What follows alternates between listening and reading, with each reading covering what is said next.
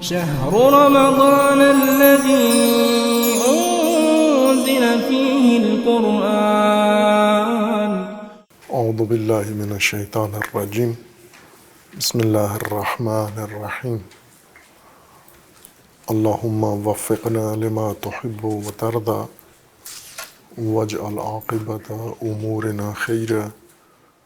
ولا تکلنا الی انفسنا طرفۃ عین ابدا. رب ادخلنی مدخل صدق واخرجنی مخرج صدق واجعل لی من لدنک سلطانا نصیرا. سورہ مبارکہ بقرہ آیہ کریمہ وَإِذْ نَجَّيْنَاكُمْ مِنْ آلِ فِرْعَوْنَ يَسُومُونَكُمْ سُوءَ الْعَذَابِ يُذَبِّحُونَ أَبْنَاءَكُمْ وَيَسْتَحْيُونَ نِسَاءَكُمْ وَفِي ذَلِكُمْ بَلَاءٌ مِّن رَبِّكُمْ عَظِيمٌ.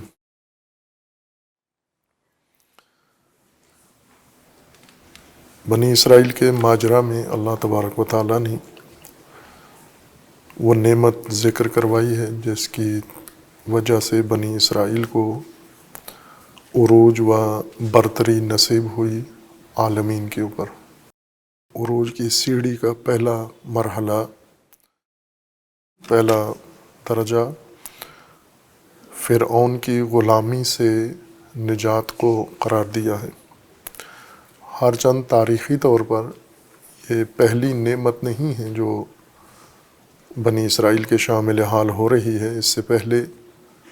اللہ تبارک و تعالیٰ نے متعدد نعمتیں انہیں عطا کر رکھی تھیں، لیکن جسے نمایاں طور پر بنی اسرائیل کی اجتماعی اور سماجی و سیاسی برتری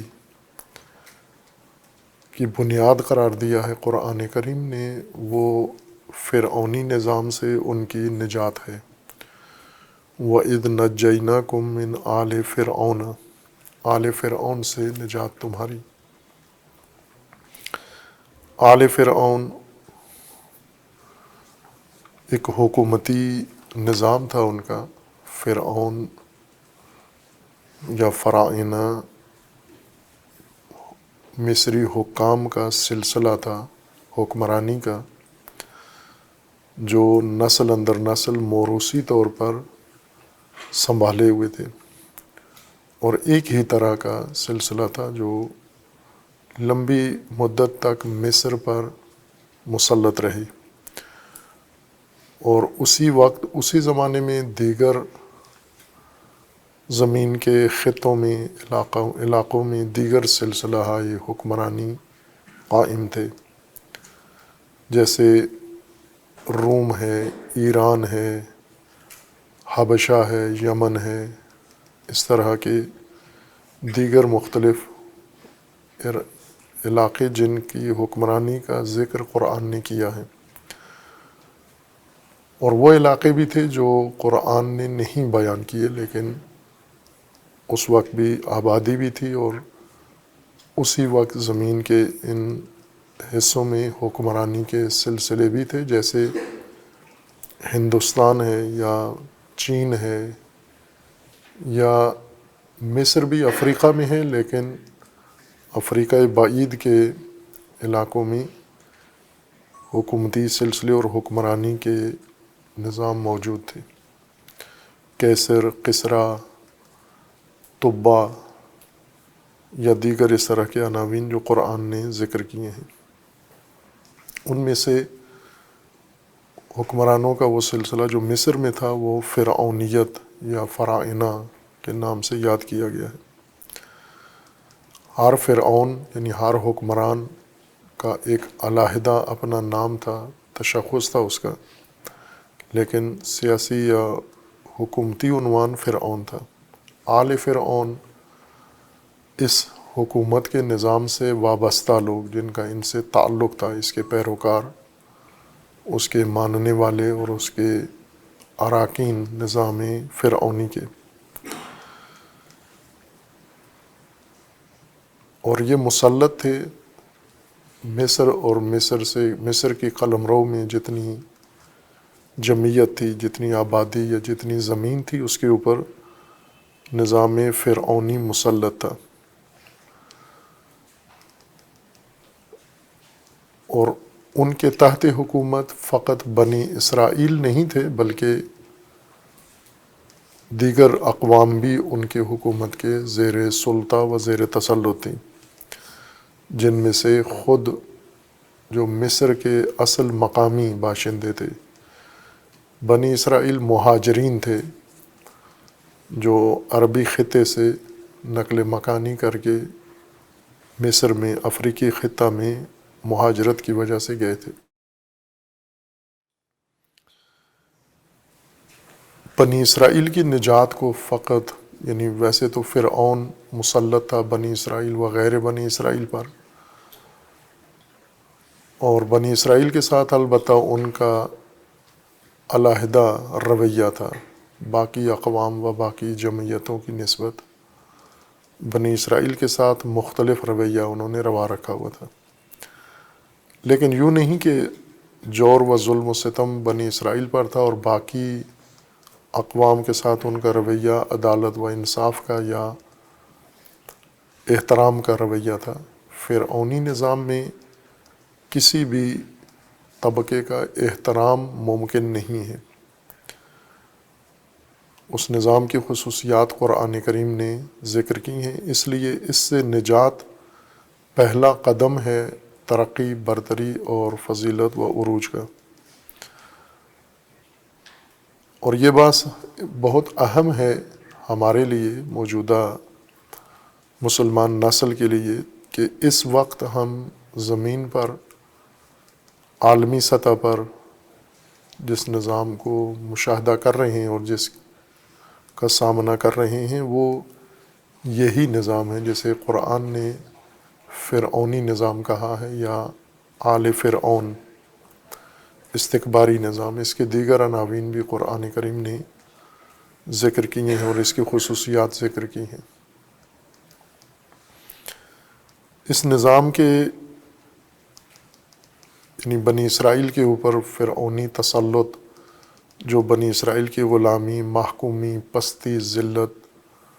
و رسوائی اور سماجی پسماندگی کا باعث تھا، وہی آج مسلمانوں کے ساتھ ہو رہا ہے۔ یعنی آج جو کردار قرآن نے بنی اسرائیل کا ذکر کیا ہے، وہ آج مسلمانوں کا ہے، امت اسلامیہ کا ہے، پوری دنیا کے اندر۔ البتہ اکا دکا مستثنیٰ ہیں، لیکن مجموعی طور پر فرعونی نظام کے تحت ساری دنیا ہے۔ ایک عالمی فرعونی نظام جو مصری فرعونی نظام سے بہت بڑا اور زیادہ ظالمانہ تر ہے۔ جس فرعونی نظام کا قرآن نے بنی اسرائیل کے داستان میں، ماجرا میں حوالہ دیا ہے، ذکر کیا ہے، یہ فقط مصر میں تھا، اور مصر کی قلمرو کے باہر دیگر نظام تھے، وہ بھی فرعونی ہی تھے۔ یوں نہیں کہ اس وقت جب مصر میں حضرت موسیٰ کے زمانے میں فرعون مسلط تھا تو ایران میں کوئی عادل حکمران مسلط تھا، یا روم میں کوئی عادل حکمران تھا، یا دیگر بستیوں میں الہی نظام حکومت قائم تھا۔ وہاں بھی ملتا جلتا ہی نظام تھا، طاغوتی نظام تھا، لیکن ان میں سے قرآن نے زیادہ کھول کے جس کو بیان کیا ہے، قیصر و کسریٰ کے بجائے فرعونی نظام حکومت کو، طرز حکومت کو نمایاں کر کے بیان کیا ہے، چونکہ اس نظام کے اندر وہ تمام نظام ستم و نظام ظلم آ جاتے ہیں، ان کی خصوصیات اس نظام کے اندر آ جاتی ہیں۔ جس طرح بنی اسرائیل ایک معاشرے کے طور پر، سماج کے طور پر قرآن نے انتخاب کیا ہے، بائیں کہ بنی اسرائیل کے علاوہ بھی متعدد اقوام و جمعیتیں گزری ہیں اور بنی اسرائیل کے مشابہ صورتحال سے دوچار رہے ہیں، لیکن قرآن نے بنی اسرائیل کو مومنین و مسلمانوں کی عبرت کے لیے یا ہدایت کے لیے پیش کیا ہے۔ اسی طرح جتنے بھی تاریخی نظام ظلم و ستم ہیں، استکباری نظام، ان میں سے فرعونی نظام کو ہدایت انسان و ہدایت مسلمان کے لیے پیش کیا ہے۔ اور جس طرح بنی اسرائیل فرعونی نظام کے ساتھ سمجھوتا کر بیٹھے تھے اور ایک طولانی ذلت و خواری کی تاریخ ان کی گزری ہے وہاں پر، بعض تاریخی روایات کے مطابق کہ حضرت یوسف علیہ الصلاۃ والسلام کے زمانے سے، جب سے بنی اسرائیل مصر منتقل ہوئے ہیں اور حضرت موسیٰ علیہ الصلاۃ والسلام کے پیدائش یا بعثت تک اور قیام و انقلاب تک بیچ میں لگ بھگ 500 سال گزرے ہیں۔ 5 صدیاں بنی اسرائیل نے فرعونی نظام کے اندر گزاری ہیں۔ جب بنی اسرائیل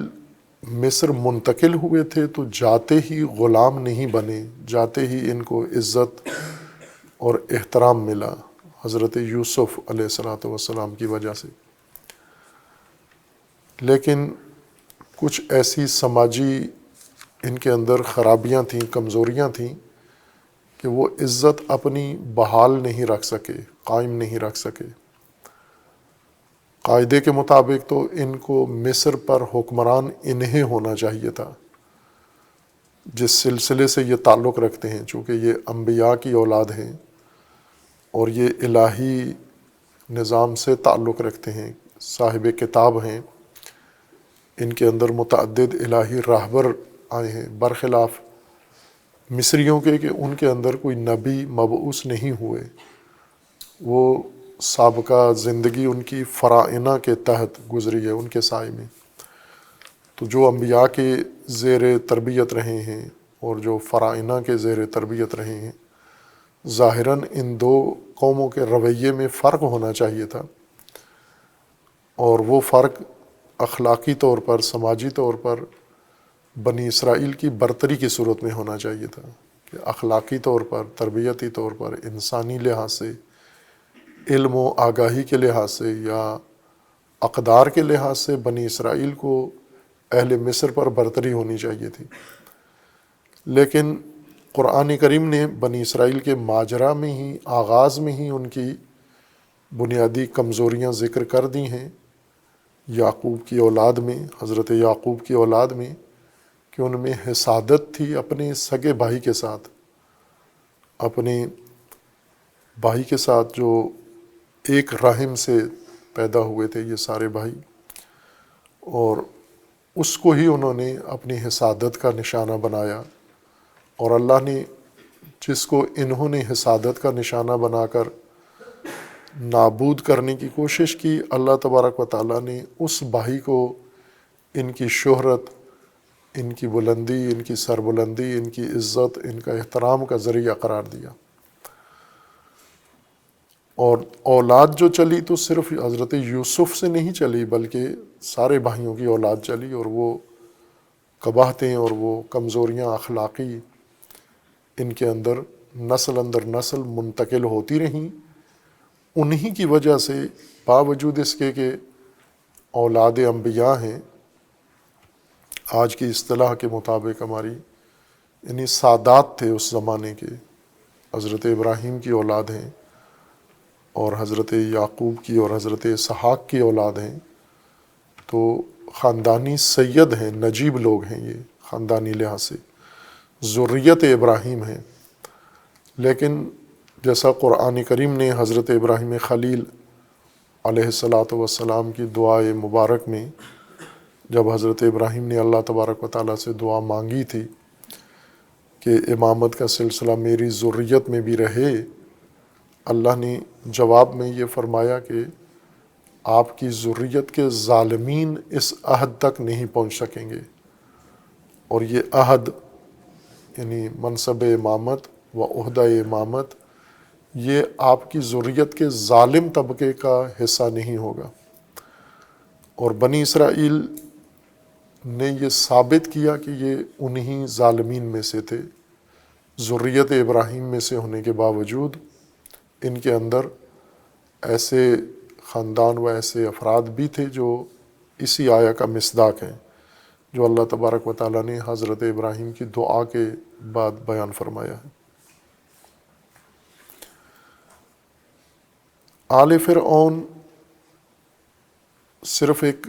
فردی حکومت نہیں تھی، انفرادی حکومت نہیں ہے، جیسے آج ہم سیاسی اصطلاحات میں مختلف نظام ہائے حکومت کو دیکھتے ہیں، سنتے ہیں، پڑھتے ہیں۔ اس میں ملوکیت و آمریت کا زیادہ ذکر آتا ہے، اور ملوکیت و آمریت میں عموماً یعنی غیر مصطلح جو تفسیر کی جاتی ہے اصطلاحات سے ہٹ کر، سیاسی اصطلاحات سے، گویا یہ تاثر دیا جاتا ہے کہ فردی حکومت کا نام ملوکیت و آمریت ہے۔ ممکن ہے بعض جگہوں پر انفرادی حکومت ہو، ایک فرد کی حکومت ہو، لیکن عموماً ایسے نہیں ہے کہ ملوکیت یا آمریت ایک فرد کی صورت میں نہیں ہوتی، یعنی حکومت منحصر نہیں ہوتی ایک فرد کے اندر۔ ہر چند اختیارات ایسی حکومتوں میں ایک فرد کے اندر منحصر ہوتے ہیں، لیکن حکومت ایک پورے نظام کا نام ہے۔ اس نظام کی تفصیلات ہیں اور اس کے مختلف پہلو ہیں، اس کے مرکز میں بے شک ایک فرد بیٹھا ہوا ہو، لیکن حکومت پورا نظام حکومت کہلاتی ہے۔ آل فرعون، فرعونی نظام سے وابستہ لوگ، ان کی مختلف خصوصیات قرآن کریم نے ذکر کی ہیں، اور ان خصوصیات سے ہم آج کا فرعونی نظام بھی سمجھ سکتے ہیں کہ وہ کیا چیزیں ہیں جو فرعون نے یا فرعونی نظام میں تھیں۔ یہ فرعون جو حضرت موسیٰ علیہ السلام کے زمانے میں تھا، رامسس جس کا نام ذکر کیا جاتا ہے، اور اس کے پہلے جو آباء و اجداد تھے، فراعنہ دیگر جن کے آثار آج بھی دنیا میں موجود ہیں، اہرام مصر، یہ انہی فراعنہ کے مقبرے ہیں، قبریں ہیں جو انہوں نے بنوائی تھیں اپنے دفن ہونے کے لیے، جو دنیا میں آج کے ٹیکنالوجی کے زمانے میں بھی عجوبے سمجھے جاتے ہیں، اور آج تمام تر انسانی ترقی کے باوجود بھی اس طرح کی مشابہ تعمیرات انسان نہیں کر سکا، نہیں بنا سکا۔ جس نظام ہندسہ کے تحت وہ مقبرے بنے ہیں، جو شاہکار ہیں علمی لحاظ سے بھی، تعمیرات کے لحاظ سے بھی، اور ہر پہلو سے انہیں عجوبہ، عجائب روزگار میں سے انہیں سمجھا جاتا ہے۔ یعنی انسان کے ہاتھ کی بنی ہوئی چیزیں زمین کے اوپر، ان میں ابھی بھی اہرام مصر سر فہرست ہیں۔ انسان کے ہاتھ کی بنی ہوئی چیزوں میں جیسے دیوار چین ہے، یا اس قسم کے عجائب ہیں جو انسانوں نے ایجاد کیے ہیں، سب سے زیادہ نمایاں جس کے اندر ہنر، علم، ٹیکنالوجی، تجربہ، مہارت، ہر چیز مضمر اور نظر آتی ہے، وہ اہرام مصر ہیں۔ یہ انہی فراعنہ کے ہی زمانے کی چیزیں ہیں جو ہزاروں سال پہلے مصر پر گزری تھی، حکومت کی جن لوگوں نے، اور انہوں نے اتنی طولانی حکومت مصر کے اوپر کی، جو نظام انہوں نے قائم کیا ہوا تھا اسے قرآن نے متعدد آیات میں ذکر کیا ہے۔ چونکہ ہم ایک ترتیب لحاظ سے تفسیر کر رہے ہیں تبیین کتاب، یعنی جس میں تمام آیات اگر اللہ تبارک و تعالیٰ نے توفیق دی، زندگی ہوئی تو زیر باس آئیں گی۔ تفسیر موضوعی میں ایک موضوع انتخاب کیا جاتا ہے، اور اس سے متعلق جتنی آیات ہیں وہ ساری یکجا ذکر کر دی جاتی ہیں، کہ اس میں موضوع آسانی سے قرآن میں پھیلا ہوا موضوع یکجا سمٹ کر انسان کو سمجھ میں آ جاتا ہے۔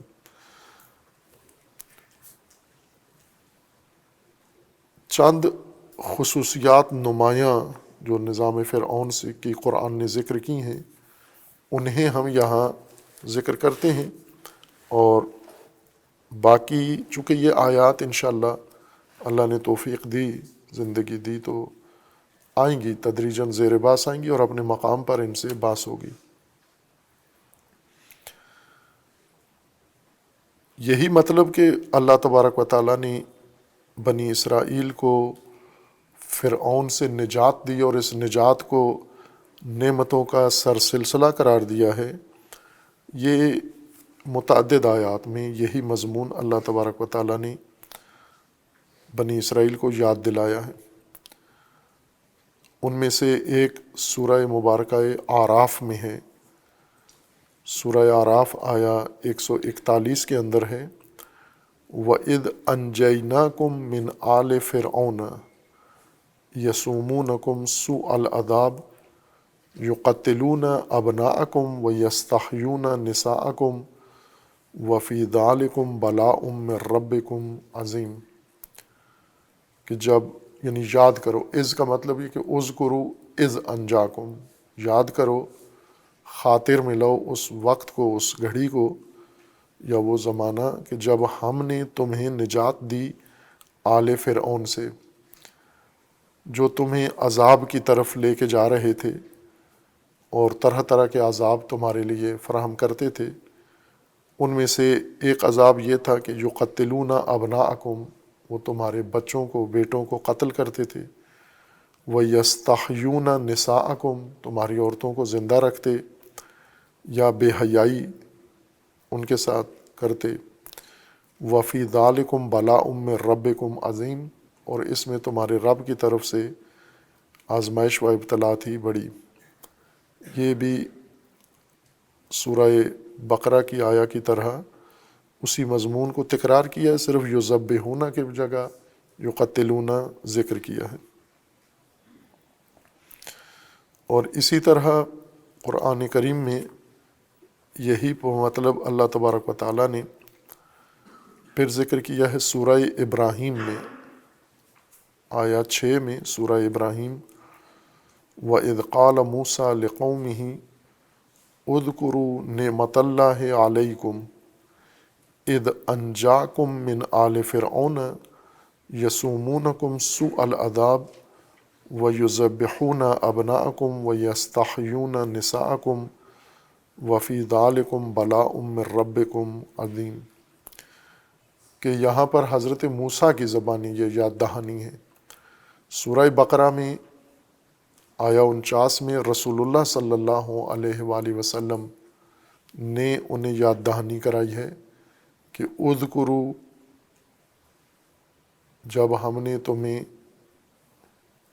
آل فرعون سے نجات دی ہے، اذ نجیناکم من آل فرعون۔ سورہ ابراہیم کی آیت میں ہے کہ موسیٰ علیہ السلام نے بھی ان کو بائیں کہ یہ حضرت موسیٰ کے ذریعے نجات ملی تھی انہیں، اور حضرت موسیٰ کے عہد رہبری و امامت و حکومت میں ہی بنی اسرائیل کی عملی صورتحال یہ ہو گئی تھی کہ گویا اس نعمت کو بھول چکے تھے، اور حضرت موسیٰ انہیں یاد دلا رہے ہیں۔ وَإِذْ قَالَ مُوسَىٰ لِقَوْمِهِ اذْكُرُوا نِعْمَتَ اللَّهِ عَلَيْكُمْ، اللہ کی یہ نعمت یاد کرو، اذ انجاکم من آل فرعون، کہ اللہ نے تمہیں آل فرعون سے نجات دی ہے، یسومونکم سوء العذاب،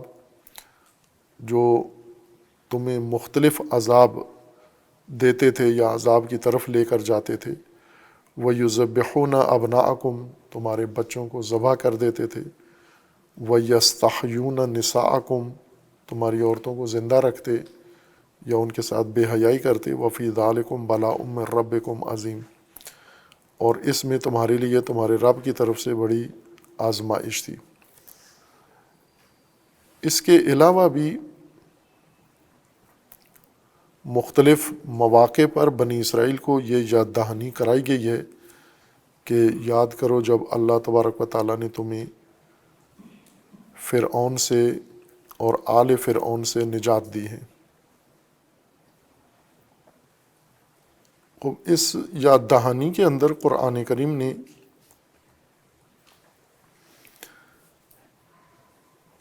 یہ بھی ذکر کیا ہے کہ یاد کرو جب ہم نے تمہیں آل فرعون سے نجات دی ہے، اور یہ بھی ساتھ ذکر کیا کہ آل فرعون تھے کیا، یا فرعونی نظام حکومت کیا تھا، وہ خصوصاً بنی اسرائیل کے ساتھ کیا رویہ اختیار کیے ہوئے تھا۔ اب یہ بات مسلم ہے کہ اگر ایک ستمگر نظام ہو تو اس کا یہ مطلب نہیں ہے کہ وہ فقط ایک طبقے پر ستم کرتا ہے، وہ سب پر ستم کرتا ہے، لیکن اس کے ستم کی نوعیت مختلف ہے۔ مثلا جیسے ہم آج ہندوستان میں موجودہ نظام فرعونی مودی حکومت کی صورت میں جو دیکھ رہے ہیں، اور مسلمانوں کی حالت مکمل طور پر بنی اسرائیل والی ہے۔ جو قرآن نے فرعونی نظام میں بنی اسرائیل کا نقشہ بیان کیا ہے اور فرعون کا رویہ، وہ مسلمانوں کے ساتھ ہندوستان میں روا رکھا جا رہا ہے، بالکل ہو بہو یا اس سے بہت آگے زیادہ غلیظ تر و شدید تر رویہ ہے۔ لیکن اس کا یہ مطلب نہیں ہے کہ مودی فرعونی نظام فقط مسلمانوں کے لیے ستمگر ہے اور ہندوؤں کے لیے خیر و برکت ہے، نہ۔ اگر وہ نظام ستم ہے تو سب کے لیے نظام ستم ہے۔ ستم کی نوعیت کا فرق ہوتا ہے۔ مثلا ہم مسلمانوں کو چھوڑ دیں، چونکہ مسلمان زیادہ شاکی بھی نہیں ہیں۔ ہندوستان کے مسلمان گویا بنی اسرائیل موسیٰ علیہ السلام سے پہلے جس طرح بنی اسرائیل مصر کے اندر تھے، یعنی ذلت کے ساتھ سمجھوتا کیے ہوئے تھے، موجودہ ہندوستان کے مسلمان اس سمجھوتے کی حالت میں نظر آتے ہیں، یا رجحان ان کا یوں لگتا ہے کہ سمجھوتے کی طرف زیادہ رجحان ہے ان کا، کہ ہمیں بے شک ذلت کے ساتھ رکھا جائے، لیکن بجائے اس کے کہ ظالموں کا ظلم ختم کریں، مسلمانوں کو ذلت پر سمجھوتے کے لیے تیار کر رہے ہیں، آمادہ کر رہے ہیں۔ سیاسی رہنما، سیاسی قیادت، خصوصاً مذہبی قیادت مسلمانوں کی، ہندوستان کے مسلمانوں کو اس ذلت پر راضی کر رہے ہیں، جس طرح بنی اسرائیل کے مذہبی پیشواؤں نے انہیں اس خزی و ذلت و رسوائی پر راضی کر لیا تھا۔ تو نظام ستم سب کے لیے ستم کا نظام ہے۔ ہم ہندوستان میں اگر دیکھیں کہ ہندو یا مسلمانوں کے علاوہ دوسرا طبقہ ایک ہے سکھ، مسلمانوں کے بعد ایک بڑی اقلیت ہندوستان کے اندر سکھ ہیں، تو کیا سکھ مطمئن ہیں کہ مودی مسلمانوں پر ظلم کرتا ہے، یہ موجودہ فرعون؟ لیکن سکھ محفوظ ہیں، چونکہ سکھ تو مسلمان نہیں ہیں۔ سکھ مسلم اور ہندوؤں کے درمیان ایک نیا دین یا مذہب بنایا گیا ہے دونوں کو ملانے کے لیے، تو وہ بھی مطمئن نہیں ہے۔ ہندو بھی مطمئن نہیں ہے۔ مختلف ہندو جمعیتیں وہ مسلمانوں کی نسبت زیادہ آواز اٹھاتے ہیں، وہ خاموش نہیں رہتے اس ظلم و ستم پر، بلکہ وہ آواز اٹھاتے ہیں۔ پورے ہندوستان کے اندر اس نظام ستم کے شکوے سب کرتے ہیں، جو اس نظام ستم میں ظلم و ستم کا شکار ہو رہا ہے وہ سب شاکی ہیں اس سے۔ لیکن جو نظام ستم میں آل فرعون کہلاتے ہیں، آل مودی، وہ مطمئن ہیں، وہ راضی ہیں اس کے اوپر، آل مودی، لیکن باقی سارے اس نظام سے بیزار ہیں۔ آل فرعون یوں نہیں کہ فقط بنی اسرائیل کے لیے ظالم تھا، سب کے لیے ظلم کا نظام تھا اس کا، لیکن باقیوں کے ساتھ ظالمانہ رویہ مختلف تھا۔ اس میں صرف آل فرعون یا ملا جنہیں قرآن نے کہا ہے یہ راضی تھے فرعونی حکومت کے اندر، لیکن باقی سارے وہ ستم کا نشانہ تھے اور شاکی تھے اس نظام ستم سے۔ اور یہ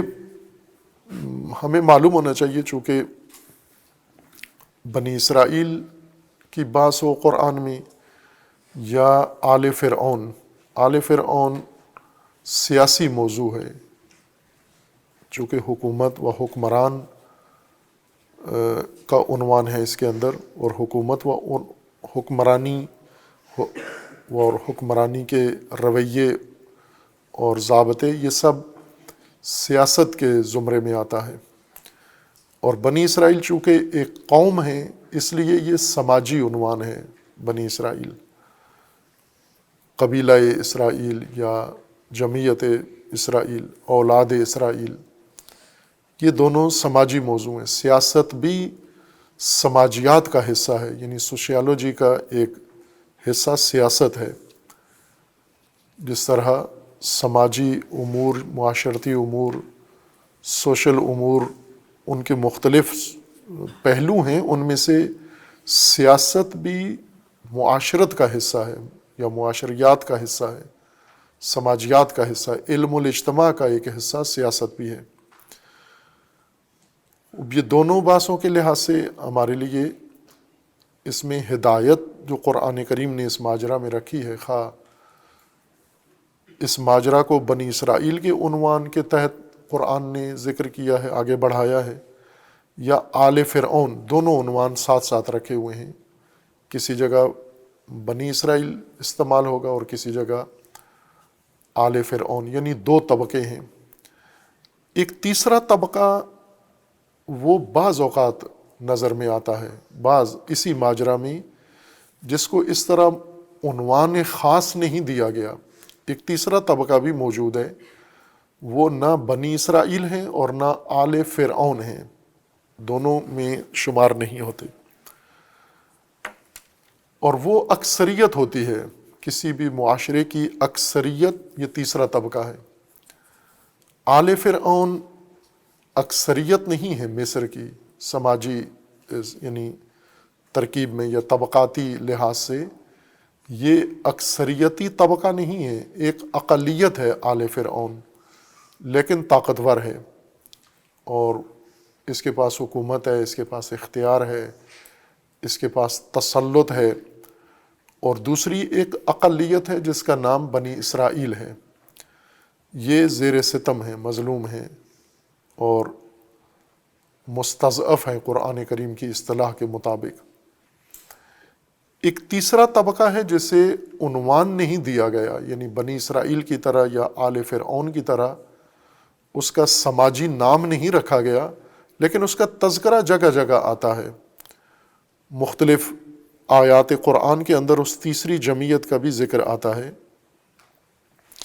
اور وہ طبقہ کبھی ناس کے طور پر آتا ہے کہ یہ لوگ ہیں، یہ لوگوں میں شمار ہوتے ہیں، یا کبھی انہیں جیسے جب حضرت موسیٰ اور جادوگروں کا مقابلہ ہوتا ہے آپس میں اور میدان سجتا ہے،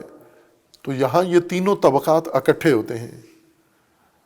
حضرت موسیٰ و بنی اسرائیل، یہ طبقہ بھی ہے، یہ اقلیت اپنے رہبر سمیت، یہ اقلیت اس ماجرا میں ہے۔ فرعون و ملائے فرعون، فرعون اور حکمران طبقہ، یہ بھی اقلیت اس ماجرا میں موجود ہے۔ اور تیسری جمعیت بھی موجود ہے جو دیکھنے آئے تھے کہ ان دونوں کے مابین مقابلہ کہاں پہنچتا ہے، اس میں برتری کس کی ہوتی ہے، فاتح کون ہوتا ہے، غلبہ کس کا ہوتا ہے۔ یہ عوام ہیں، اکثریتی طبقہ۔ یہ اکثریتی طبقہ یہ نہ ظالم کے ساتھ ہے نہ مظلوم کے ساتھ ہے، اور ہر معاشرے میں ایسے ہوتا ہے، ترکیب ہر معاشرے کی ایسے ہے۔ مثلا ہم اپنے معاشرے کو دیکھیں تو اسی طرح کی ترکیب ہے۔ اب پاکستان کے اندر ہمارے معاشرے میں، باقی دنیا بھی ایسی ہی ہے، کسی ایک ملک کا یا معاشرے کا نام لینا یہ دلیل نہیں بنتا کہ باقی ممالک یا باقی معاشرے ایسے نہیں ہیں۔ مثلا ہم ہندوستان کا معاشرہ دیکھیں تو وہاں بھی یہ تین پہلو جمعیت موجود ہے۔ ایک اقلیت ہے مسلمان جو بنی اسرائیل کی طرح ہیں، ایک اقلیت ہے آل مودی جو مسلط ہیں اس وقت، اور ایک اکثریت ہے ہندوستان کے عوام کی جو نہ مسلمانوں کے ساتھ ہیں اور نہ مودی کے ساتھ ہیں۔ یہ در حقیقت وہ طبقہ ہے جو جنہیں سیاسی اصطلاح میں، سوشیالوجی کی اصطلاح میں جن کو خاکستری طبقہ کہا جاتا ہے. یعنی ایک سیاہ رنگ کے لوگ ہیں، ایک سفید رنگ کے لوگ ہیں، اور ایک خاکستری رنگ سے مراد حالت، یعنی سفید حالت میں لوگ، سیاہ حالت میں لوگ، اور خاکستری حالت میں، گرے کیفیت میں جو لوگ زندگی گزار رہے ہیں. خاکستری لوگ یعنی خاکستری رنگ عموماً استعمال ہوتا ہے منافقت کے لیے، یعنی جو وقت آنے پر، جن کے کئی پہلو یا کئی چہرے ہوتے ہیں، وقت آنے پر اس اقلیت کے ساتھ ہو جاتے ہیں، وقت آنے پر دوسری اقلیت کے ساتھ ہو جاتے ہیں. یہ ان کی کوئی بنیاد نہیں ہوتی، ان کی کوئی اساس نہیں ہوتی. ہمج رعا، جنہیں امیر المومنین نے اس سماجی طبقے کو ریوڑ کہا ہے، یمیلون مع کل نائق، یہ خود کوئی وزن، کوئی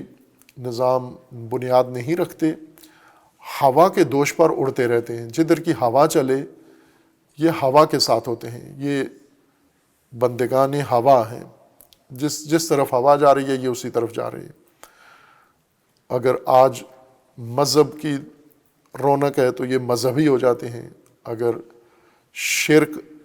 کا دورہ ہو تو یہ اس کے ساتھ مل جاتے ہیں. یہ ہر طرح کے نظام کے ساتھ سمجھوتا کر لیتے ہیں. یہ ایک تیسری جمعیت ہے جو اکثریتی جمعیت ہے. اب اس میں جو نظام ستم ہے اس کو سب سے بڑی سہولت اسی طبقے کی طرف سے ملتی ہے جو عموماً غیر جانبدار کیفیت میں رہتے ہیں، یعنی خاکستری کیفیت میں، گرے حالت میں رہتے ہیں. نہ ظلم سے بیزار ہیں اور نہ مظلوم کے ساتھ ہوتے ہیں، نہ ہی ظالم کے ستم میں شریک نہیں ہیں، لیکن اس کا شکار ضرور ہوتے ہیں، لیکن اس پہ شاکی نہیں ہوتے، اس سے بیزار نہیں ہوتے، اس سے لا تعلق نہیں ہوتے. ہم اگر موجودہ اپنے معاشرے کا جائزہ لیں، مثلا اس وقت پوری دنیا کا جائزہ لے لیں، موجودہ عالمی حالات کا جائزہ لے لیں، جیسے فلسطین غزہ کی صورتحال ہے، اور عالم اسلام کی اکثریت یا عالم انسانیت کی اکثریت خاکستری حالت میں ہے. یعنی نہ اسرائیل کے ساتھ ہے، نہ فلسطین کے ساتھ ہے، نہ مظلومین کے ساتھ ہے، نہ ظالم کے ساتھ ہے. یہ اکثریت ہے، تماشائی ہیں، ہوا کے دوش پر ہیں کہ اگر اسرائیل کامیاب ہو جاتا ہے تو اس کے ساتھ دوستی کر لیں گے، اگر فلسطینی کامیاب ہو جاتے ہیں تو ان کے ساتھ دوستی کر لیں گے. یہ ہوا کے دوش پر ہیں. یہ ایک قانون ہے، سماجی قانون ہے، اجتماعی قانون ہے کہ جب بھی طبقاتیت پیدا ہوتی ہے تو یہ 3 سماجی طبقات پیدا ہوتے ہیں، پھر ان کے اندر تفصیل ہے آ جاتی ہے. مثلا جو حکمران طبقہ ہے اس کے اندر مختلف طبقے مزید پیدا ہوتے ہیں، جیسے قرآن کریم نے ذکر کیا ہے آل فرعون کہہ کے، پھر اس کے بعد اس میں اور کردار بھی قرآن نے اضافہ کر دیے ہیں. اس میں قارون کو بھی ذکر کر دیا ہے، اور اس کے اندر حامان کو بھی ذکر کر دیا ہے، اور اس کے اندر شداد کو بھی ذکر کر دیا ہے. یہ قرآنی عناوین ہیں جو آل فرعون کے اندر ہیں. فرعون ان کا رہبر ہے مرکزی، لیکن اس کے اراکین میں یہ بھی شامل ہے. یا جیسے ملا ہیں، آل فرعون کی مزید تقسیم کرتے ہوئے ایک طبقہ ملا ہے جو مسلط طبقے کا حصہ ہے. اسی طرح جو مظلوم ہیں، پسے ہوئے لوگ ہیں، مستضعف لوگ ہیں، لیکن خاموش نہیں ہیں، وہ اس ظلم کے خلاف ہیں، اس ستم کے خلاف ہیں، یا اس حاکم طبقے کے خلاف آواز اٹھاتے ہیں. ان کے اندر مزید طبقاتیت پیدا ہو جاتی ہے. ان کے اندر بھی کچھ حضرت موسیٰ کے ساتھ ہو جاتے ہیں، کچھ سامری کا حصہ بن جاتے ہیں، کچھ ان میں سے بھی تنقیدی نگاہ رکھنے والے بن جاتے ہیں، شاکی، جیسے حضرت موسیٰ سے بنی اسرائیل نے شکوے شروع کیے کہ جب سے آپ آئے ہیں ہماری تکالیف میں اضافہ ہو گیا ہے. پہلے بھی ہم ظلم کا شکار تھے، مشکلات تھیں، آپ نے ہماری مشکلات آ کر بڑھا دی ہیں۔ بنی اسرائیل اقلیت ہیں اور آل فرعون بھی ایک اقلیت ہیں۔ ان دونوں میں یہ فرق ہے کہ ایک نہایت مستضعف و کمزور اور ایک نہایت طاقتور اور مسلط، اور ان کے بیچ میں وہ خاکستری لوگ ہیں جو ان کا ہم و غم یہی ہے کہ آج کا دن ہمارا گزر جائے بغیر کسی مشکل کے، کل پھر دیکھ لیں گے کیا ہوتا ہے۔ یہ خاکستری طبقہ اکثریتی طبقہ ہوتا ہے۔ اب قرآن کریم نے فرعونی نظام کی خصوصیات ذکر کی ہیں، جیسے بنی اسرائیل کی خصوصیات ذکر کی ہیں کہ یہ کیسا سماج تھا، سماجی طور پر قوم ایک ایسی قوم تھی، کن خصوصیات کی مالک تھی یہ قوم، ان کے اندر مثبت کون سی صفات تھیں، ان کے اندر منفی کون سی نکات تھے۔ اور مثلا ہم سماجیات میں جب طبقات کی شناخت دیکھتے ہیں تو یہ کس درجے میں شمار ہوتے ہیں۔ بنی اسرائیل سماجی مطالعات کی روح سے قرآن نے ان کو کس جمعیت کا یا کس طبقے کا حصہ قرار دیا ہے، اور تفصیل سے بنی اسرائیل کی خصوصیات قرآن نے ذکر کی ہیں۔ اور اسی طرح آل فرعون جو دوسرا سماجی گروہ ہے لیکن مسلط ہے، اس کی بھی قرآن نے مختلف خصوصیات اس کے اندر ذکر کی ہیں، اور اسی میں یہ بھی بتا دیا ہے کہ یہ مسلط کیسے ہوئے لوگوں کے اوپر، اور فرعونی نظام بنتا کیسے ہے، وجود میں کیسے آتا ہے۔ فرعونی نظام کی تشکیل میں یہ تینوں طبقات کیا کردار ادا کرتے ہیں۔ مسلط لوگ آل فرعون، یہ فرعونی نظام کا ایک اہم رکن ہے۔ بنی اسرائیل یعنی مستضعف، ضعیف، پسے ہوئے اور ستم دیدہ و ستم رسیدہ لوگ، ان کا بھی ایک کردار ہوتا ہے فرعونی نظام کے اندر۔ اور ایک بڑا کردار خاکستری طبقے کا ہوتا ہے جو نہ بنی اسرائیل ہیں اور نہ آل فرعون کا حصہ ہیں۔ یہ بھی فرعونی نظام کی تشکیل میں برابر کے حصہ دار ہوتے ہیں۔ قرآن نے اس مثلث میں سے دو طبقات کو خصوصیت کے ساتھ تجزیہ کر کے کھول کے بیان کیا ہے۔ چونکہ سماجی ترکیب میں جیسے انسان کے بدن میں مختلف چیزیں پائی جاتی ہیں، مختلف قسم کے انسان کے جسم میں ہارمونز ہیں، مختلف قسم کے انسان کے اندر بیکٹیریاز ہیں، مختلف قسم کے وائرس ہیں، مختلف چیزیں انسان کے اندر ہیں، یہ ساری فعال نہیں ہوتی۔ بعض چیزیں انسان کے جسم میں موجود ہیں لیکن فعال نہیں ہیں، صرف موجود ہیں۔ کبھی انسان جب ٹیسٹ کرواتا ہے، اپنا آزمائش کرواتا ہے، تو یہ ساری چیزیں نظر آ جاتی ہیں کہ آپ کے خون میں یا آپ کے بدن میں یہ ساری چیزیں پائی جاتی ہیں، لیکن یہ فعال نہیں ہیں، یہ کوئی مثبت منفی کردار آپ کے جسم میں ادا نہیں کر رہی، فقط آپ کے جسم میں رہ رہی ہیں، موجود ہیں، پائی جاتی ہیں یہ چیزیں۔ اگر ان کو کسی نے تحریک کیا تو یہ فعال بھی ہو جائیں گی یہ چیزیں۔ جیسے الرجیز ہیں، حساسیتیں، انسان کے الرجی کا مطلب یہ ہوتا ہے کہ انسان کے اندر ہی کچھ ایسی خاموش چیزیں تھیں جو خاص خوراک یا ماحول یا گرد و غبار یا مختلف حساسیت ایجاد کرنے والی چیزوں کے نتیجے میں تحریک ہو گئی ہیں، بھڑک اٹھی ہیں وہ چیزیں، یا فعال ہو گئی ہیں وہ چیزیں، اور ان کے نتیجے میں حساسیت ظاہر ہو جاتی ہے۔ پہلے یہ حساس نہیں تھیں، اب یہ کسی چیز نے ان کو باہر سے اثر انداز ہو کر تحریک کر دیا ہے، ان کے اندر حرکت پیدا کر دی ہے، جگا دیا ہے ان کو۔ سماجی طبقات بھی ایسے ہیں کہ فعال طبقات، خواہ وہ منفی طور پر ہوں یا مثبت طور پر، اور دوسرا وہ غیر فعال طبقات جو موجود ہیں معاشرے کے اندر لیکن ان کی کوئی تاثیر نہیں ہے، کوئی فعالیت نہیں ہے۔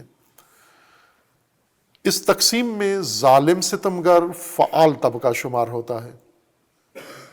اور اسی طرح جن کے اوپر ظلم ستم کیا جاتا ہے یہ بھی فعال بھی اس کو کہہ سکتے ہیں، لیکن اس کا صحیح اصطلاحی نام،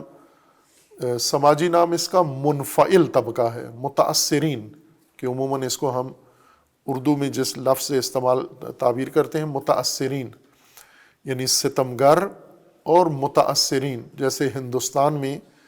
مودی نظام، آل مودی ستمگر ہیں، یہ فعال طبقہ ہے، اور مسلمین منفعل ہیں، متاثرین میں سے ہیں. سماجی لحاظ سے متاثرین فعال طبقہ شمار ہوتا ہے، لیکن خاکستری طبقہ غیر فعال ہے، وہ ایکٹیو نہیں ہے، غیر فعال ہے. کسی عامل نے ان کو تحریک کر دیا تو یہ وقتی طور پر بھڑک اٹھتے ہیں،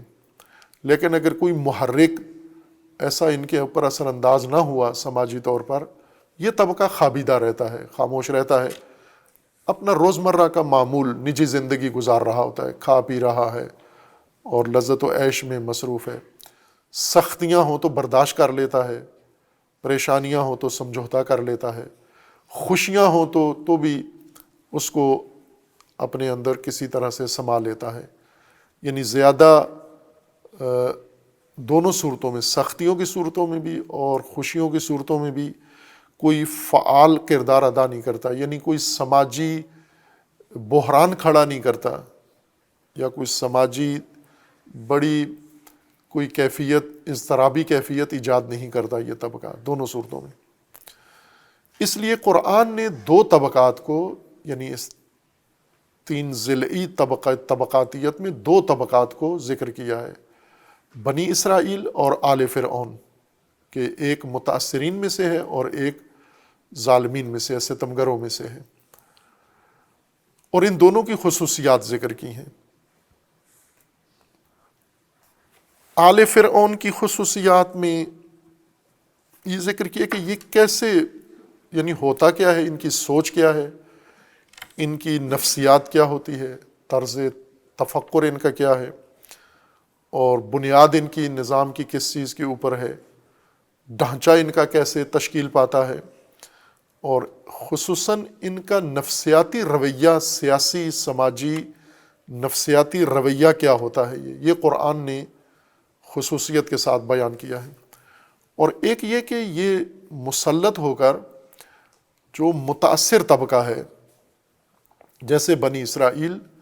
یہ خصوصیت کے ساتھ اس طبقے کو کیوں نشانہ بناتے ہیں، جیسے مودی خصوصاً مسلمانوں کو کیوں نشانہ بنا رہا ہے. یہ جب وزیر اعلیٰ تھا گجرات کا تو اس سے بڑھ کے اس نے ستم کیا، جو ابھی کر رہا ہے اس سے زیادہ بڑھ کے اس نے ظلم کیا، کہ گجرات میں احمد آباد میں اس نے زندہ جلایا، ہزاروں مسلمانوں کو آگ لگائی، ان کے گھروں میں، شہروں میں، دکانوں میں پکڑ پکڑ کے متشدد لوگوں نے اس کی حکومت کے دوران یہ تشدد کیا. اور اس تشدد کے نتیجے میں یہ قصاب معروف ہوا، اور اس حد تک کہ ہندوستان، امریکہ نے مودی کو بلیک لسٹ کیا ہوا تھا کہ یہ امریکہ نہیں آ سکتا، یہ شخص یہ جنایت کار ہے. یہ جب وزیر اعلیٰ تھا گجرات کا، ابھی وزیر اعظم نہیں بنا تھا، امریکہ میں اس کا داخلہ ممنوع تھا، قانوناً ممنوع تھا، باقاعدہ ان کے ضابطے کے مطابق اس کو کسی سفارت خانے نے ویزا نہیں دینا تھا، ممنوع الورود تھا یہ شخص، اس ظلم کی وجہ سے. یعنی اتنا اس کا برملا ظلم تھا کہ امریکہ جیسے ظالم ستمگر نے بھی اس کو ظالم ہی سمجھا اور اس کا ورود ممنوع تھا. لیکن جب یہ وزیر اعظم بنا تو یہ بہت چہیتا ہو گیا امریکہ کا اور دوست بن گیا امریکہ کا. خب یہاں سوال یہ ہے کہ یہ کیوں خصوصاً مسلمانوں کو کیوں ہدف بناتا ہے؟ سکھوں کے ساتھ اس کا یہ رویہ نہیں ہے، عیسائیوں کے ساتھ اس کا یہ رویہ نہیں ہے. ہندوستان میں مختلف اقوام اور مختلف مذاہب ہیں، جتنا تنوع مذہبی و قومی ہندوستان میں ہے اتنا کسی اور ملک کے اندر نہیں ہے. باقی دنیا میں ہے، ساری دنیا کو ملا کر اتنا تنوع بنتا ہے، لیکن ہندوستان میں جتنا ہے اتنا کسی سرزمین پر، کسی ملک کے، کسی قوم کے اندر نہیں ہے. یعنی ہر طرح کا مذہب یہاں موجود ہے اور ہر قوم بھی یہاں موجود ہے. ان سینکڑوں اقوام اور سینکڑوں مذاہب میں سے اس نے فقط چنا ہے مسلمانوں کو ستم کے لیے، ظلم کے لیے، حقوق حق تلفی کے لیے اور زندگی ان کے لیے دشوار بنانے کے لیے، جیسا کہ فرعون نے، آل فرعون نے خصوصاً بنی اسرائیل کو چنا ہے۔ خب کیوں بنی اسرائیل کو کیوں انتخاب کیا ہے، باقی کیوں چھوڑ دیے ہیں؟ یوں تو نہیں کہ صرف بنی اسرائیل تھے، یعنی قبطی تھے اور بنی اسرائیل،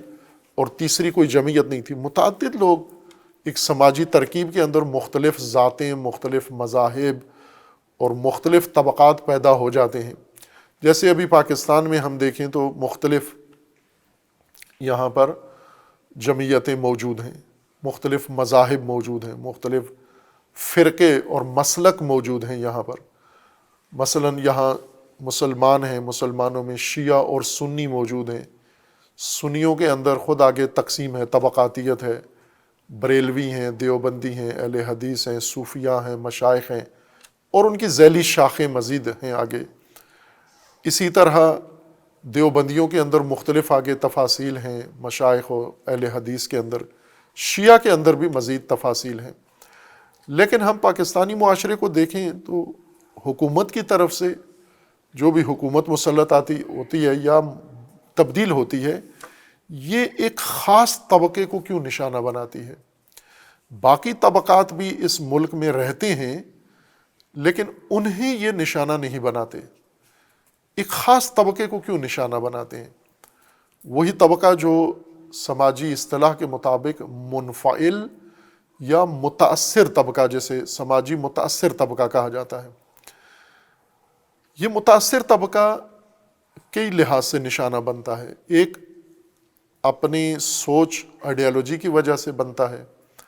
اپنے عزائم کی وجہ سے بنتا ہے، اپنی خصوصیات و صفات کی وجہ سے بنتا ہے، اپنے عزائم اور ارادوں کی وجہ سے بنتا ہے، اور ان توانائیوں کی وجہ سے جو اس کے اندر نہفتہ ہوتی ہیں، پوشیدہ ہوتی ہیں، پنہان ہوتی ہیں، کہ اگر یہ توانائیاں اس طبقے کی ابھر کے سامنے آ جاتی ہیں، زندہ ہو جاتی ہیں اور نکھر جاتی ہیں، پنپ جاتی ہیں، اس صورت میں یہ طبقہ دوسروں کی نسبت زیادہ خطرہ بن جائے گا حاکم اور مسلط نظام کے لیے۔ ہم پوری دنیا میں موجودہ معاشروں میں ایک ایک ملک میں یہ جائزہ اس قاعدے کی بنیاد پر لے سکتے ہیں۔ جیسے ہندوستان کی مثال دی ہے کہ ہندوستان میں 3 طبقات ہیں، ایک مسلط طبقہ ہے آل مودی، اور دوسرے متاثرین اور ان میں مسلمان، اور تیسرے خاکستری طبقہ ہے۔ تو یہاں یہ سوال ہے کہ مسلمانوں کو خصوصاً کیوں نشانہ بنایا جا رہا ہے، جبکہ سکھ مسلمانوں سے زیادہ وہاں اہمیت رکھتے ہیں اور بہت ساری چیزوں میں مسلمانوں سے آگے بھی ہیں سکھ، اور مرکزی حکومت کے یعنی مودی نظام کے لیے خطرہ بھی زیادہ ہیں سکھ، چونکہ سکھوں نے یا ہندوؤں نے موجودہ ہندوستانی نظام کو زیادہ نقصان پہنچایا ہے۔ جیسے ایک وزیر اعظم سکھوں نے مارا ہے، اندرا گاندھی کو سکھوں نے مارا ہے، اسی طرح اندرا گاندھی کے بیٹے راجیو گاندھی کو، وہ وزیر اعظم تھا، اس کو تامل لوگوں نے مارا ہے، اور اسی طرح باقی جیسے ہندوستان کے جو عظیم رہبر ہے، آزادی کا رہبر مہاتما گاندھی، اس کو ہندو نے مارا ہے۔ یعنی مسلمان نے نہ کوئی وزیر اعظم مارا ہے ہندوستان کا، نہ اندرا گاندھی کو مارا ہے، نہ راجیو گاندھی کو مارا ہے، نہ مہاتما گاندھی کو مارا ہے۔ کوئی ایسا بڑا کام مسلمانوں نے نہیں کیا تقسیم کے بعد سے، دوسری جمعیتوں نے کیا ہے، لیکن مودی کا نشانہ نہ سکھ ہیں جنہوں نے ایک وزیر اعظم مارا ہے، نہ تامل ہیں جنہوں نے ایک اور وزیر اعظم مارا ہے، اور نہ ہی ہندو ہیں جنہوں نے رہبر مارا ہے ان کا، مہاتما گاندھی جیسی شخصیت کو قتل کیا ہے۔ مسلمان جنہوں نے کچھ بھی نہیں کیا، ان کے اوپر سارا ستم، سارا زور اس کا مسلمانوں کے اوپر ہے۔ یہ کیوں متاثر طبقہ ہوا ہے؟ بنی اسرائیل نے مثلاً یہی ہندوستانی مسلمانوں کی طرح اگر دیکھیں تو فرعونی نظام میں ان کی خدمات تو نظر آتی ہیں، ان کے کوئی بحران نظر نہیں آتے۔ جیسے حضرت یوسف نے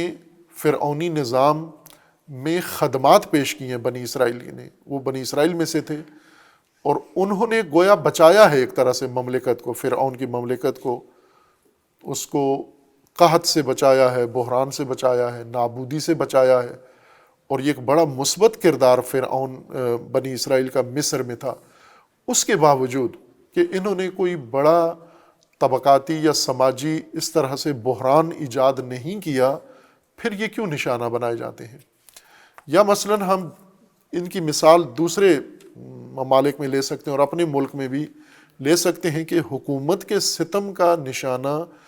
ایک غیر فعال طبقہ کیوں بن جاتا ہے جو بظاہر غیر فعال ہے، لیکن اسے نشانہ کیوں بناتے ہیں؟ اس کی یہ جواب دو صورتوں میں ہے۔ ایک یہ کہ نظام ستم، نظام فرعون جن خصوصیات کا مالک ہے، اس کی وجہ سے یہ تشخیص دیتے ہیں اپنے لیے خطرے کو، آنے والے خطرے کو، یا ممکنہ اور محتمل خطرے کو تشخیص دیتے ہیں۔ جو خصوصیات آل فرعون میں ہیں، مسلط و ستمگر نظام میں جو نفسیاتی یا سیاسی خصوصیات ہیں، اور دوسری خصوصیات جو متاثر طبقہ کے اندر مشاہدہ ہوتی ہیں یا ظاہر ہوتی ہیں، نمایاں ہوتی ہیں، ان سے انہیں خطرہ ہوتا ہے۔ اس کو ہم تاریخ اسلام میں بھی دیکھ سکتے ہیں کہ مثلاً بنو امیہ جب مسلط ہوتے ہیں اور رسول اللہ صلی اللہ علیہ وآلہ وسلم کے بعد جو حکومتیں قائم ہوتی ہیں، انہوں نے خصوصاً اہل البیت کو کیوں نشانہ بنایا ہے؟ اور باقی طبقات تھے وہ زیادہ نقصان دہ تھے۔ مثلا ہم خلفاء کی حکومتوں میں بھی دیکھیں تو ایک طرح سے امیر المومنین جب تک تھے تو مکمل تعاون تھا نظام خلافت کے ساتھ، اور باقی لوگ نظام خلافت کے لیے زیادہ مشکلات کھڑی کر رہے تھے۔ صحابہ یا صحابہ کے علاوہ جو صحابہ نہیں تھے لیکن بعد میں مسلمان ہوئے، تابعین میں سے، انہوں نے زیادہ مشکلات کھڑی کی ہیں۔ اہل البیت نے خلفاء کے لیے کوئی مشکل کھڑی نہیں کی، ایک مشکل معمولی سی بھی، ایک ادنا مشکل بھی امیر المومنین نے خلفاء کے لیے قائم نہیں کی۔ لیکن ہمیں وہاں حکومتی رویے میں یہ نظر آتا ہے کہ اہل البیت کو اس طرح سے نہیں آزادی عمل کی جس طرح دوسروں کو ہے، یعنی ایک طرح کا رویہ منفرد یا مختلف رویہ باقیوں کی نسبت اہل البیت کے ساتھ ہے۔ کیوں کہ اہل البیت نے تو کوئی بحران کھڑا نہیں کیا، کوئی پریشانی خلفاء کے لیے کھڑی نہیں کی۔ بنو امیہ کے دور میں بھی ایسا ہی ہے۔ بنو امیہ کے دور میں اہل البیت نے کوئی ایسا کام نہیں کیا جس سے بنو امیہ اہل البیت کے ساتھ یہ رویہ اختیار کرتے جو کیا انہوں نے، خصوصاً امام حسین علیہ الصلوۃ والسلام کے ساتھ، یا بعد میں آخر تک اپنی حکومت کے آخر تک۔ کیوں کیا؟ امام حسین علیہ السلام نے جب تک بنو امیہ کی حکومت تھی، معاویہ کی حکومت تھی، یا معاویہ کے بعد یزید کی حکومت آئی، تو انہوں نے پہل کی امام حسین علیہ السلام کے اوپر دباؤ ڈالنے کی، اور اس پہل میں انہوں نے امام حسین کو چنا کہ آپ تسلیم ہو جائیں ہمارے سامنے۔ خوب کیوں؟ چونکہ ابھی تو بہت سارے لوگ، ایک بڑی جمعیت ہے جو آپ کے سامنے تسلیم نہیں ہوئے، اکابرین میں سے، بڑوں میں سے، ان پر دباؤ نہیں ہے، فقط اہل البیت پر اتنا دباؤ شدیداً کیوں ہے؟ اور اسی طرح بعد میں بنو عباس جب حکومت میں آتے ہیں، بائیں کہ یہ بنو امیہ کی نسبت اہل البیت کے ساتھ زیادہ قربت رکھتے ہیں، خاندانی رشتہ ہے ان کا، چونکہ یہ رسول اللہ کے چچا کی اولاد ہیں بنو عباس، اور اہل البیت رسول اللہ کی اولاد ہیں، تو ظاہر ہے چچا بھتیجے کی اولاد دونوں آپس میں بہتر قریبی رشتہ رکھتے ہیں بجائے بنو امیہ کے، کہ جن کا اس طرح سے رشتہ نہیں تھا۔ لیکن ہم بنو عباس میں دیکھیں کہ کسی لحاظ سے بنو امیہ سے کم نہیں ہیں۔ بنو امیہ کو شکست دے کر بنو عباس حکومت میں آئے ہیں، لیکن بنو امیہ سے زیادہ تشدد اہل البیت پر کیا ہے،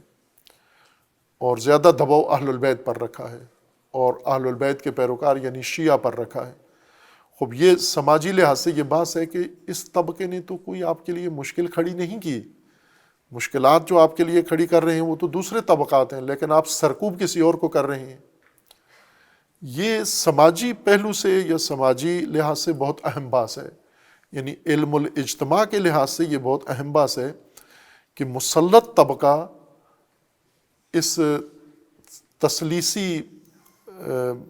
ترکیب میں، طبقاتی ترکیب میں ایک اقلیت کو کیوں نشانہ بناتا ہے، خاکستری اکثریت کو چھوڑ کر اقلیت کو کیوں نشانہ بناتا ہے۔ یہ وہ وجوہات ہیں جو قرآن کریم نے ذکر فرمائی ہیں آل فرعون کی خصوصیات کے ضمن میں اور بنی اسرائیل کی خصوصیات کی ذکر میں۔ اس میں سے وہ جو اہم خصوصیات ہیں آل فرعون کی، کہ جس وجہ سے بنی اسرائیل ان کے ستم کا نشانہ بنتے ہیں اور ہر فرعونی نظام ان کے ستم کا نشانہ بنتا ہے، وہ قرآن نے ذکر کی اور ہم انہیں ذکر کریں گے انشاءاللہ۔ اور پھر اسی سورہ بقرہ میں بنی اسرائیل کی خصوصیات بھی تفصیل سے بیان ہونا شروع ہو جائیں گی، خود ہی قرآن نے وہ خصوصیات ذکر کی ہیں جو اس طبقہ کے اندر موجود تھیں۔ اور آگے پھر بنی اسرائیل اور آل فرعون کا آپس میں جب ٹکراؤ ہوتا ہے، وہ خاکستری طبقہ یہاں بھی بیچ میں شامل نہیں ہے، اقلیت کا اقلیت کے ساتھ ٹکراؤ ہوتا ہے، یعنی مسلط اور حاکم اقلیت کا محکوم اور مستضعف اقلیت سے مقابلہ ہوتا ہے، خاکستری مقابلے میں بھی شامل نہیں ہے، یعنی اکثریت یہاں بھی باہر ہے، وہ نہ ان کے ساتھ ہے نہ ان کے ساتھ ہے، وہ منتظر ہیں کہ غرق کون ہوتا ہے، نجات کون پاتا ہے، ڈوبتا کون ہے، بچتا کون ہے، یعنی وہ جیتے ہوئے کے ساتھ ہمیشہ ہوتے ہیں۔ خاکستری لوگ یا خاکستری طبقہ ہمیشہ جیتے ہوئے کے ساتھ ہوتا ہے۔ مثلا ہم پاکستان کی مثال دیں تو خاکستری طبقہ یہ دیکھتا ہے کہ انتظار کرو کس کی حکومت بنتی ہے، جس کی بنتی ہے اسی کے ساتھ ہو جاؤ، تم نے حکومت بننے سے پہلے کوئی شق اختیار نہیں کرنی، بلکہ آپ یعنی پہلے سے آل فرعون کا بھی حصہ نہ بنو، پہلے سے مظلوم کا بھی حصہ نہ بنو، یہ دیکھو کہ کون اس معرکہ میں جیتتا کون ہے، جو جیت جائے آپ اس کے ساتھ ہو جائیں گے۔ خوب آل فرعون کی متعدد خصوصیات ہیں جو قرآن کریم نے ذکر کی ہیں، جنہیں مختصر یہاں پر جو فقط اس بات سے مربوط ہیں اس حد تک ذکر کریں گے۔ چند اہم خصوصیات قرآنی ان کی جو ہمیں یہ بتائیں گی کہ اس وجہ سے آل فرعون مسلط ہوئے تمام طبقات پر، اور اس وجہ سے بنی اسرائیل کے ساتھ ان کا خصوصی معاندانہ اور دشمنانہ رویہ تھا۔ یہ بعد میں بیان کریں گے۔ صلی اللہ علیہ محمد۔ شهر رمضان الذي أنزل فيه القرآن